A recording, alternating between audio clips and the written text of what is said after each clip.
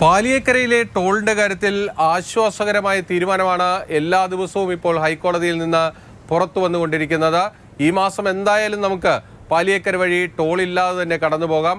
Toll പിരിവ് പുനഃസ്ഥാപിക്കണമെന്ന ആവശ്യം ഹൈക്കോടതി ഇന്നും തീരുമാനമെടുത്തില്ല. ഈ മാസം 30-ലേക്കാണ് ഇനി കേസ് കോടതി മാറ്റിയിരിക്കുന്നത്. അന്ന് മാത്രമായിരിക്കും ഇനി ജില്ലാ കളക്ടറുടെ റിപ്പോർട്ട് വീണ്ടും പരിശോധിച്ച ശേഷം ടോൾ പിരിവ് അനുവദിക്കണമോ വേണ്ടയോ എന്ന കാര്യത്തിൽ ഡിവിഷൻ ബെഞ്ച് തീരുമാനമെടുക്കുക. ഇന്നും കേന്ദ്ര സർക്കാർ ടോൾ പിരിവിന് വേണ്ടി വലിയ സമ്മർദ്ദമാണ് കോടതിക്ക് മുന്നിൽ നടത്തിയത്. പക്ഷേ കോടതി വഴങ്ങിയില്ല. ഏറ്റവും പ്രധാനപ്പെട്ട കാര്യമായി കോടതിക്ക് മുന്നിലേക്ക് വന്നത് മുരിങ്ങൂരിലെയും ആമ്പല്ലൂരിലെയും ഗതാഗത പ്രശ്നമാണ്. ഇവിടുത്തെ സർവീസ് റോഡുകളുമായി ബന്ധപ്പെട്ട് സുരക്ഷാ പ്രശ്നങ്ങളുണ്ട്. നിരന്തരമായി അവിടുത്തെ റോഡുകൾ തകരുന്നു. ഇക്കാര്യമാണ് ഇന്ന് ജില്ലാ കളക്ടർ ഹൈക്കോടതിയെ അറിയിച്ചത്.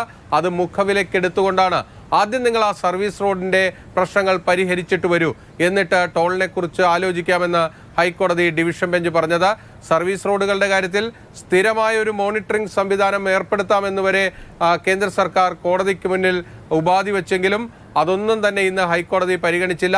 ആദ്യം അവിടുത്തെ പ്രശ്നങ്ങൾ, സുരക്ഷാ പ്രശ്നങ്ങൾ നിങ്ങൾ പരിഹരിച്ചിട്ട് വരൂ, സർവീസ് റോഡ് ഗതാഗത യോഗ്യമാക്കിയിട്ട് വരൂ, അതിനുശേഷം നമുക്ക് മറ്റു കാര്യങ്ങൾ തീരുമാനിക്കാം എന്നാണ് ഇന്ന് ഡിവിഷൻ ബെഞ്ച് കേന്ദ്ര സർക്കാരിനെയും ദേശീയപാത അതോറിറ്റിയെയും അറിയിച്ചത്. ബിനിൽ, മാതൃഭൂമി ന്യൂസ്, കൊച്ചി.